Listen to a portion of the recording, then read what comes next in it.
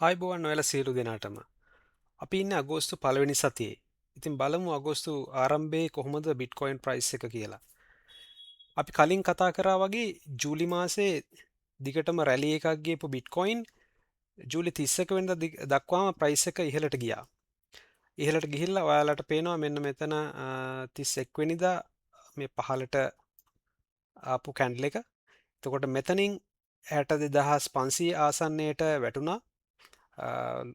ලොකු ඩ්‍රොප් එකක් ඇත්තරම ජූලි මාසේ ගත්තු රැලි එකත් එක බලද්දි පල්ලෙහාට ලොකුවට ඩ්‍රොප් වෙනවා මෙදා 31 වෙනිදා 62300ට. ඊට කලින් දවසේ ඇත්තරම 30 වෙනිදා ක්ලෝස් වෙච්ච ප්‍රයිස් එක 64800ට සාපේක්ෂව බලද්දි. සහ ඔයාලට මට තව වැදගත් දෙයක් පෙන්වන්න ඕනේ මෙන්න මේ ප්‍රයිස් chart එකේ ඊයේ වෙච්ච change එකක්. අපි බලමු 31 වෙනිදා මේ chart එකේ හැදිච්ච මෙන්න මේ pin bar එක මම ඔයාලට ඒක zoom කරලා පෙන්නන්නම්.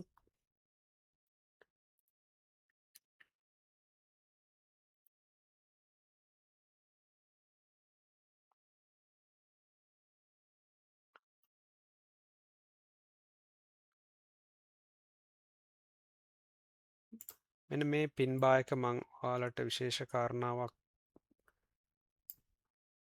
සඳහා විශේෂයෙන් අවධානය යොමු කරන්න කැමතියි. බලන්න මේකේ ප්‍රයිස් මූව්මන්ට් එක දවස ආරම්භයේ ප්‍රයිස් එක පටන් ගන්නේ 63500න්. නමුත් ප්‍රයිස් එක දිගටම පල්ලෙහාට වැටෙනවා 62300 දක්වාම. සපෝට් එක හම්බෙන්නේ 62300න් වගේ. මේ ප්‍රයිස් එකෙන් වේගෙන් ප්‍රයිස් එක ඉහළට ගිහිල්ලා පහළට විග් එකක් හදනවා දවස් අවසානයට පෙර. ඉතින් මේකෙන් අපිට විශේෂ දෙයක් කියනවා. ඒ කියන්නේ බයස්ලා ඇතරම සෙලර්ස්ලා මේ ඩොමිනේට් කරපු දවසක් මේ මාකට් එක ඇතරම. මොකද මේ වගේ ප්‍රයිස් ඩම්ප් එකක් ඇත්තරම ඉහළ ඉඳලා 62300ටම වැටිච්ච දවසේ නැවත මේ වගේ රෙඩ් විග් එකක් දිග විග් එකක් හදලා ප්‍රයිස් එක ඉහලින් ක්ලෝස් වුණා කියන්නේ ඊට පස්සේ සෙල් බයස්ලා මේ මාකට් එකට ස්ටෙපින් වුණා කියන එක. ඉතින් මේක ඉතා වැදගත් දෙයක්. මොකද ඊට පස්සේ දවසේ අනිවාර්යෙන් අපිට ගොඩක් දුරට දැක ගන්න පුළුවන් එතන ඉඳලා මාකට් එක උඩට කන්ටිනියු වීමක්. ඉතින් ඔයාලට ඒක බලා ගන්න පුළුවන් මේ ඊයේ වෙච්ච මේ ඊයේ හැදිච්ච මේ පින් බා එක රෙඩ් පින් බා එකේ ප්‍රයිස් එක ක්ලෝස් වෙච්ච ප්‍රයිස් එක ආසන්නයෙන්ම වගේ අද ප්‍රයිස් එක අද දවසේ 4 වෙනිදා ප්‍රයිස් එක ඕපන් වෙලා ඊට පස්සේ මදක් ඉහළට ගමන් කරලා තියෙනවා. ඉතින් මේක අපිට තවත් එක විශේෂ ඉන්ඩිකේටර් එකකින් බලා ගන්න පුළුවන්. ඔයාලා ටෙක්නිකල් ඉන්ඩිකේටර්ස් වලට ගිහිල්ලා මෙන්න මේ CVD නැත්නම් cumulative volume delta indicator එක ඇඩ් කරගත්තොත් ඔයාලට පේනවා ඒ රෙඩ් කැන්ඩල් එක හැදිච්ච දවසේ මෙන්න මේ වගේ නෙගටිව් බා එකක් හැදෙනවා CVD එකේ. එතකොට මේ CVD එකේ මේ රතු බා එකක් පහළට හැදෙන එකෙන් කියන්නේ සෙලර්ස්ලා එදා මාකට් එක ඩොමිනේට් කරා කියන එක. ඇග්‍රෙසිව් සෙලර්ස් ඩොමිනේටඩ් මාකට් කියන එක. ඉතින් සෙලර්ස්ලා ඇග්‍රෙසිව්ලි ඩොමිනේට් කරපු දවසකත් ප්‍රයිස් එක පහළ ඉඳලා නැවතත් මේ ලොකු විග් එකක් හදලා ඉහළට තල්ලු කරන්න සමත් වීමෙන් පේනවා එදා දවසේ බයස්ලා නැවතත්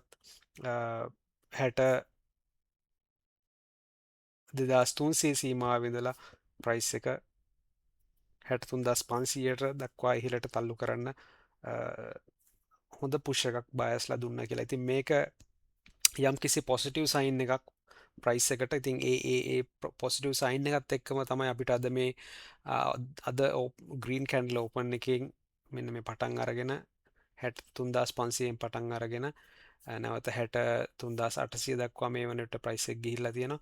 ඉතින් මේක යම්කිසි తాවකාලිකව හෝ ස්ට්‍රෝං සයින් එකක් වෙන්න පුළුවන් ප්‍රයිස් එක තව ටිකක් හරි ඉහළට ගෙනියන්න. නමුත් අපි අමතක කළ යුතු නෑ අපිට හමු වෙන රෙසිස්ටන්ස් ලෙවල් ඊළඟට මේ ප්‍රයිස් එකෙන් අපි බැලුවොත් අපිට ලොකු රෙසම අපි බලමු ෆිබොනාචි එක්ස්ටෙන්ෂන් එක ඇඩ් කරගෙන නැත්නම් ෆිබොනාචි රිට්‍රේස්මන්ට් එක ඇඩ් කරගෙන අපි බලමු අපිට කොහොමද රෙසිස්ටන්ස් හමු වෙන්නේ කියලා. මේ බොටම් එකේ ඉඳලා ටොප් එකට අපි ෆිබොනාචි රිට්‍රේස්මන්ට් එක ඇඩ් කරොත්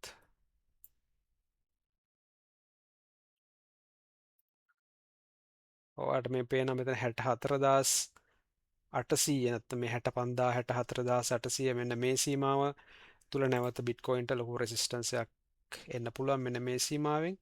ඉතින් අපි ඊළඟට බලන්න ඕන මේ සීමාව තුලින් කොහොමද බිට්කොයින් මේ රෙසිස්ටන්ස් එකට මුහුණ දෙන්නේ, මෙතනින් බ්‍රේක් කරන් යන්න පුළුවන්ද නැත්නම් රිජෙක්ට් වෙන්න පුළුවන්ද කියන එක තමයි අපිට ඉදිරි දින කීපය තුලදී වොච් කරන්න තියෙන්නේ. ඉතින් ගොඩක් දුරට අගෝස්තු මාසය කියන්නේ බිට්කොයින්ට හිස්ටෝරිකලි තරම් ස්ට්‍රෝං මාසයක් නෙමෙයි.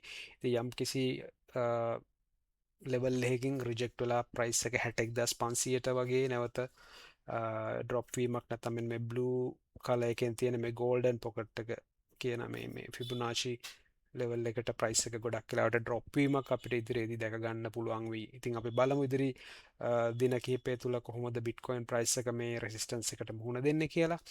ඉතින් ඊළඟ සතියේ තවත් අප්ඩේට් එකකින් හමු වෙනකන් ඔයාලා සියලු දෙනාටම ස්තුතියි.